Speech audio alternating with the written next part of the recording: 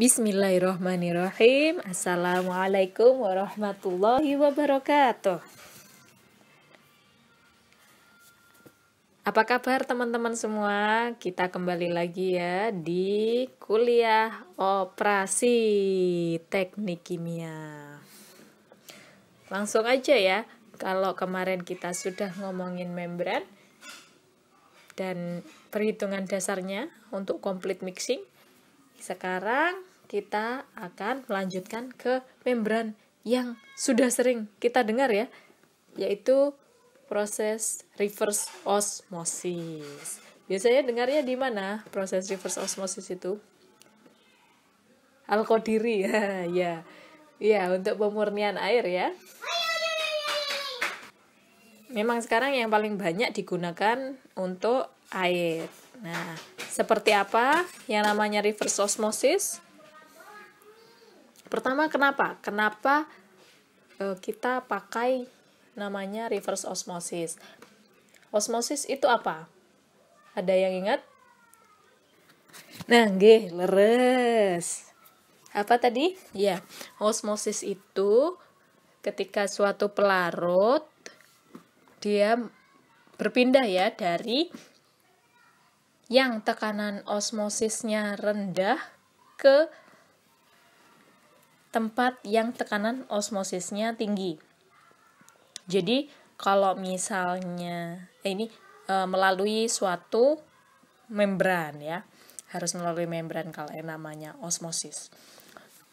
Jadi begini, di dalam gambar ini ada yang A ya, yang A itu namanya osmosis. Jadi misalnya ada air garam di sebelah kanan, di sebelah kiri ada air segar, air saja gitu ya, air murni.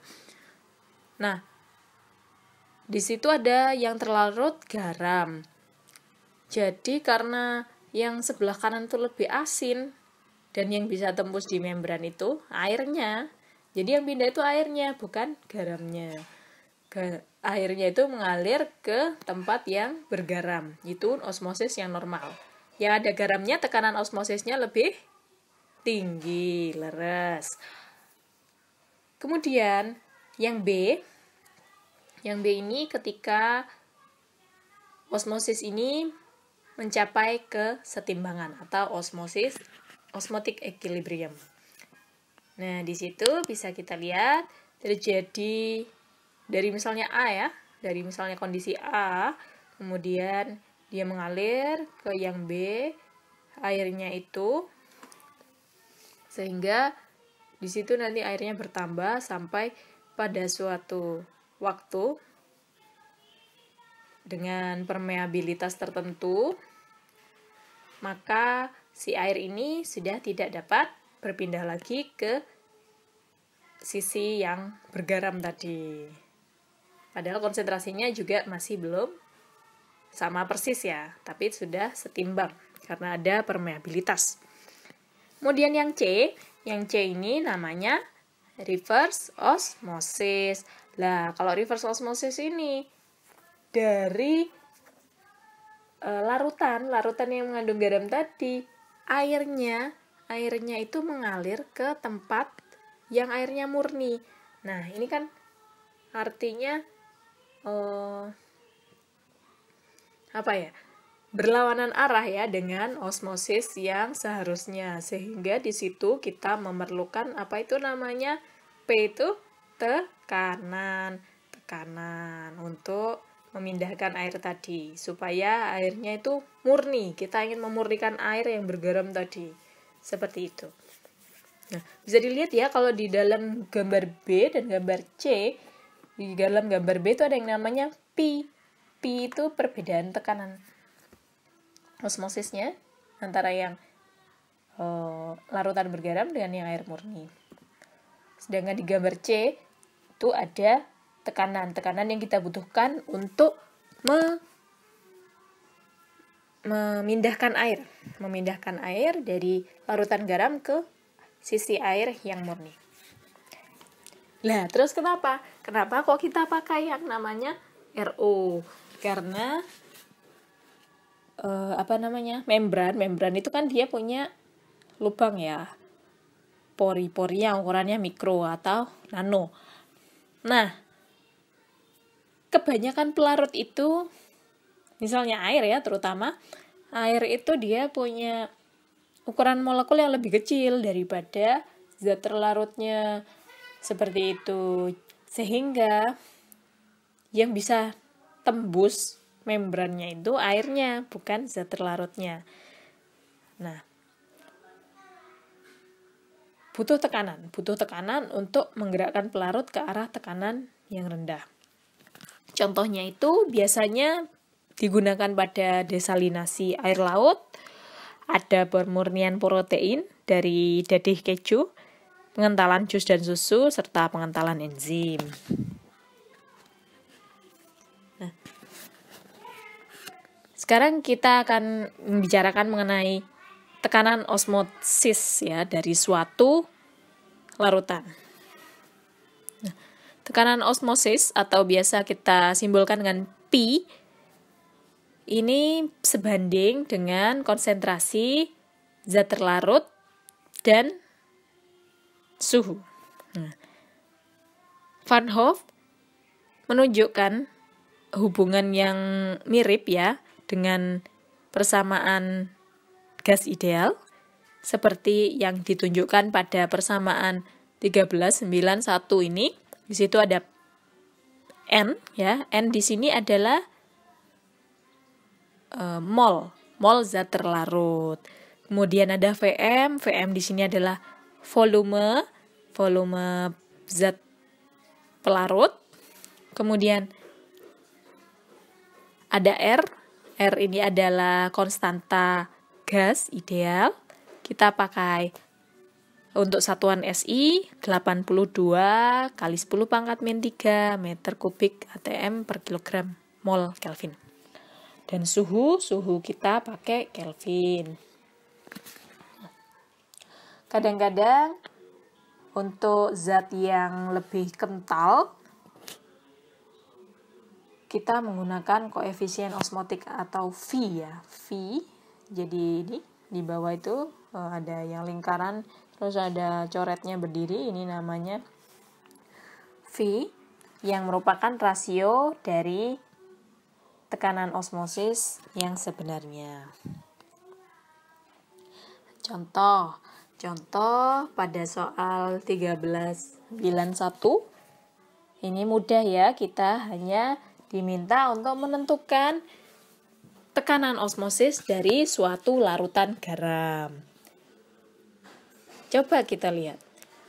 Tentukan tekanan osmosis dari larutan yang mengandung 0,1 gram mol NaCl per 1000 gram air pada 25 derajat Celcius.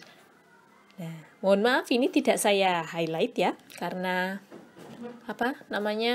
memang harus dibaca semua, jadi semuanya di highlight gitu ya harusnya. Nah, kenapa juga saya itu suka buat screenshot dari buku gitu ya, supaya kita itu latihan baca buku. Nah, seperti zaman dulu itu saya kuliah itu jarang dosen yang menggunakan PowerPoint. Nah, biasanya kita sambil dengarkan dosen menjelaskan, kita membaca buku juga, seperti itu. Dan memang ini sih lebih jelas ya kalau ada bukunya. Sambil belajar bahasa Inggris juga. Nah, ini ya ada yang kita butuhkan datanya. Kan kita pakai persamaan N per Vm kali RT ini ya. Jadi apa aja yang dibutuhkan? Ada N sama ada V. Dari soal kita punya molnya ya. Molnya ada. Kemudian tinggal volumenya larutan. Lah, kalau volumenya larutan itu nggak ada ya di soal, adanya massa pelarutnya, massa airnya 1000 gram. Lah, kalau volumenya berapa bisa kita hitung dari massa jenis air. Massa jenis air sekian, kemudian di situ ada molnya ya. Molnya ini kalau garam berarti kita hitung ionnya. Kalau misalnya natrium klorida berarti ada natrium dan klorida. Ada 2 mol ion di setiap 1 mol garamnya tadi. Jadi kita kalikan 2. 2 kali 0,1 gram mol tadi. Pakai kilogram mol ya, jadinya 2 kali 10 pangkat min 4 kilogram mol. Nah, kemudian volumenya sudah dihitung di situ 1 kg dibagi 997 kg per meter kubik. Sudah, tinggal semua dimasukkan, kemudian ketemu tekanan osmosisnya 4,88 atmosfer. Jika kita bandingkan dengan hasil eksperimen yang sudah ada di tabel 1391, ternyata hasilnya 4,56 ya. Jadi ya mirip-mirip ya. Jadi ya insya Allah benar gitu hitungannya. Kemudian selanjutnya kita akan mempelajari mengenai perpindahan masanya di lewat membran tadi. Coba kita lihat dulu gambar 1392 ini. Ada di sebelah kiri feed concentrate solution. Di sebelah kanan ada product permeate solution. Feed concentrate. Wah, berarti ini umpannya nih concentrate, berarti lebih kental daripada produk permeatnya ya. Karena yang lewat adalah pelarutnya. Di sini kita misalkan pelarutnya adalah water, di situ di gambar ada namanya NW. NW adalah flux perpindahan massa water. Sedangkan NS adalah fluxnya solute. Solute itu zat terlarut.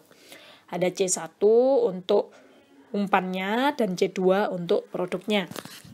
Ada perbedaan tekanan di situ yang menyebabkan perpindahan masanya si air. Lah kok ternyata solutnya ada yang berpindah juga. Ada tapi sedikit, sangat sedikit karena permeabilitasnya kecil, lebih kecil daripada airnya. Nah, bagaimana kemudian kita bisa melihat kinerjanya suatu membran?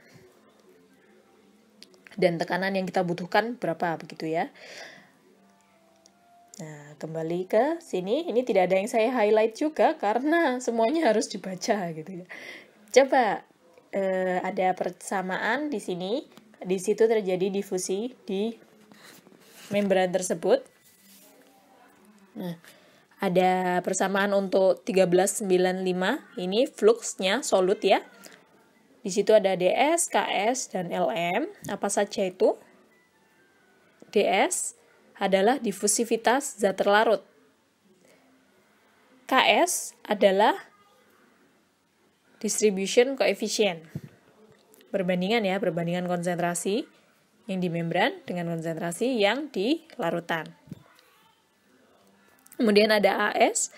AS adalah permeabilitas solut. Nah, seperti itu ya persamaannya. Ada C1, ini konsentrasinya zat terlarut di umpan, dan C2 konsentrasinya zat terlarut di produk. Nah, koefisien distribusinya ini konstan. Lalu dari persamaan ini bisa kita turunkan juga gitu hubungannya NS dengan NW di persamaan 1397. Di situ ada CW2 ya.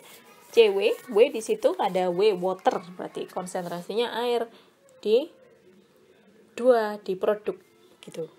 Ada C2, ada CW2. Kalau C2 itu zat terlarut, kalau CW2 itu airnya.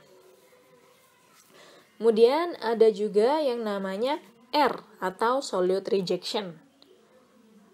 Nah, ini adalah fraksinya zat terlarut yang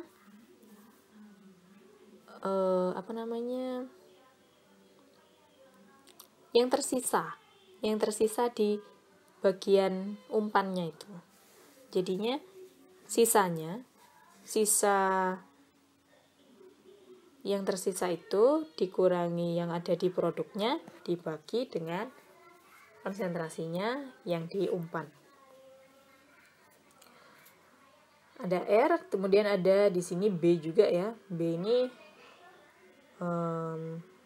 semacam konstanta untuk menyederhanakan perhitungan di persamaan 13,99 dan 13,910. Banyak ya. Kira-kira seperti apa ya perhitungannya? Ada beberapa persamaan ini, tidak usah bingung. Nanti kalau misalnya ada variabel yang kita ketahui, terus tinggal apa yang belum diketahui, itu nanti kita asumsikan dulu, kemudian bisa ditentukan. Contoh soal. Nah, contoh soal nomor 13.10.1. Bagaimana dengan performance suatu alat reverse osmosis berikut ini? Ada membran untuk reverse osmosis, suhunya 25 derajat Celcius untuk garam. Wadah, kenapa kok garam terus gitu ya? Ya karena memang paling banyak digunakan untuk desalinasi air laut tadi ya. Nah, untuk garam ini dia ada 2,5 gram natrium klorida per liter air. Nah, di situ diketahui massa jenis airnya ya. Ada permeabilitas air di membran itu AW sekian, dan permeabilitasnya solut natrium kloridanya AS sekian. Kemudian tentukan flux air dan flux zat terlarut yang melalui membran jika perbedaan tekanan antara sisi umpan dan produk adalah delta P 27,2 atmosfer, dan kemudian tentukan juga solute rejection-nya atau R. Kemudian C2-nya berapa? C2 ini konsentrasi solut dalam produk. Leres. Nah, kalau dari persamaan tadi, persamaan yang 13,99 dan 13,910, maka kita akan tahu untuk menentukan flux dan untuk menentukan solute rejection, kita harus tahu yang namanya C2 di situ ya. Dan C1 ada, delta P ada, dan delta P ya. Delta P juga kita nggak tahu karena C2-nya kita nggak tahu. Nah, gimana caranya? Ya sudah, kita asumsikan dulu. Asumsi dulu C2-nya kira-kira sekian gitu. Kira-kira kalau di soal ini dia misalkan kira-kira C2-nya itu 0,1. Ya, 0,1. Sebelumnya itu, oh ya, ini ya, jadi saya jelaskan dulu. Di situ ada C1 diketahui, ρ1 juga diketahui massa jenis. Kemudian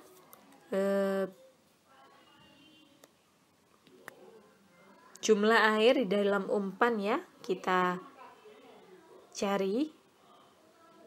Di situ ada 999 dikurangi 2,5. Kemudian di umpan ini juga kita cari konsentrasi NaCl-nya. Ini 58,45, ini adalah massa molekulnya ya. Sehingga ketemu 0,0429 gram mol NaCl per kilogram H2O. Nah, untuk tekanan osmosisnya kita bisa gunakan tabel yang tadi. Di situ untuk konsentrasi NaCl sekian, tekanan osmosisnya adalah 1,97. Untuk C2, karena kita perlu untuk menghitung persamaan yang tadi, menghitung flux tadi, dan kita tidak tahu berapa C2-nya dalam soal ini, maka kita asumsikan dulu ya. Kalau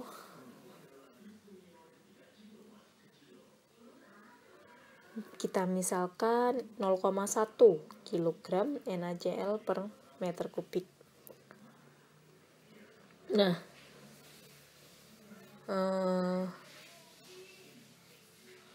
tapi yang jelas harus lebih rendah ya, lebih rendah daripada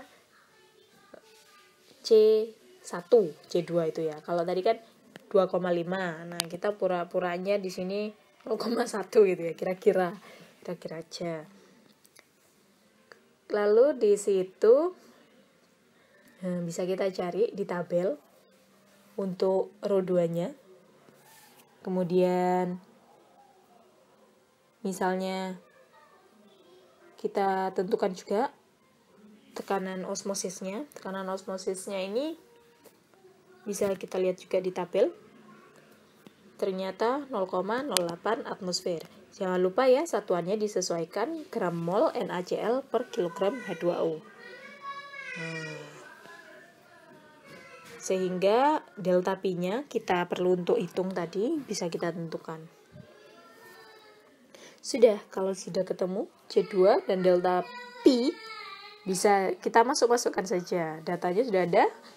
Fluxnya water bisa kita cari dengan persamaan 1392. Lalu untuk menentukan R, kita pakai persamaan 13,910. Cari B dulu, kemudian R-nya bisa kita cari. Nah, dari R-nya 0,965, bisa kita cari C2 lagi. C2 dengan persamaan 13,98. Untuk apa kita cari C2 lagi? Apakah bukannya kita sudah asumsikan tadi ya, Bu? Ya, betul. Tapi kita mau ngecek lagi apakah nilai C2-nya itu memang sesuai dengan asumsi kita. Makanya kemudian kita temukan C2-nya 0,0875 kg NaCl per meter kubik. Oh ya, di sini satuannya harap diperhatikan ya, kalau kalau C1 dan C2 dalam kilogram dan meter kubik ya dalam soal ini. Sedangkan untuk tabel osmosis yang tadi itu harap diperhatikan satuannya adalah gram mol per kilogram H2O. Gram mol per kilogram H2O. Nah, ini kan pelarutnya itu satunya dalam bentuk massa, satunya dalam bentuk volume, sehingga harus dikalikan dengan massa jenis, seperti itu.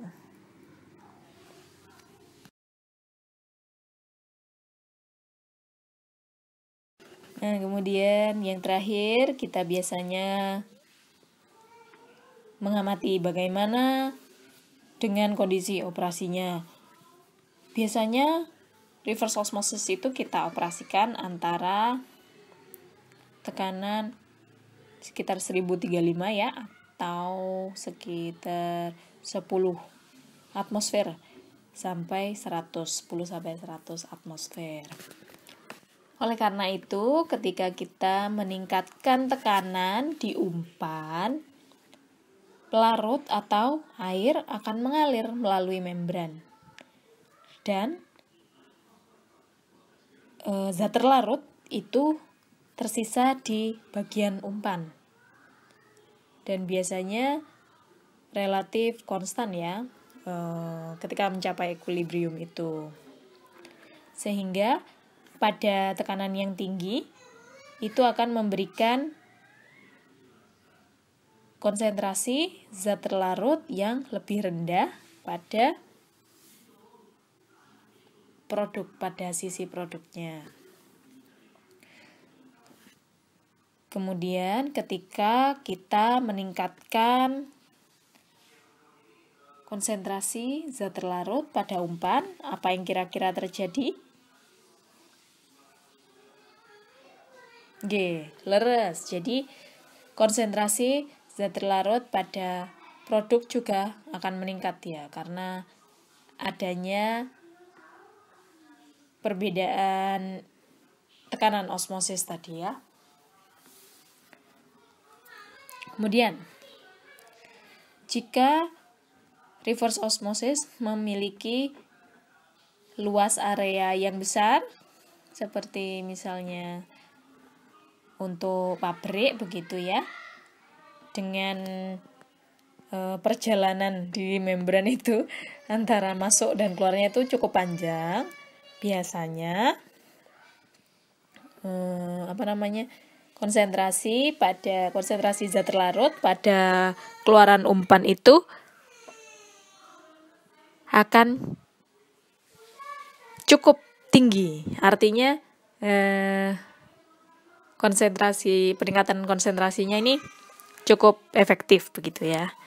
Seperti itu.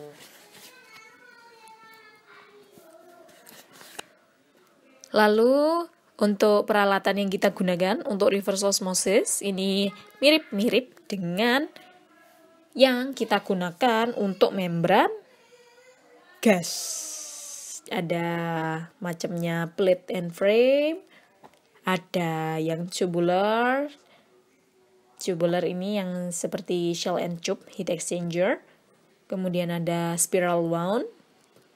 Dan ada yang hollow fiber. Ini sudah kita bahas semuanya di pertemuan sebelumnya ya. Jadi ya insya Allah masih ingat. Sekian, kira-kira mudah sekali ya. Tidak terlalu susah. Jadi ya mudah-mudahan mengerti. Kalau belum mengerti, dibaca lagi, didengarkan lagi, ditanyakan langsung juga boleh, lewat grup, lewat voice note juga boleh. Nanti insya Allah besok pertemuan terakhir. Jadi jangan sedih karena sebentar lagi akan ada ujian. Insya Allah kalau kita semangat terus pasti dimudahkan. Terima kasih. Sekian untuk pertemuan kali ini. Wassalamualaikum warahmatullahi wabarakatuh.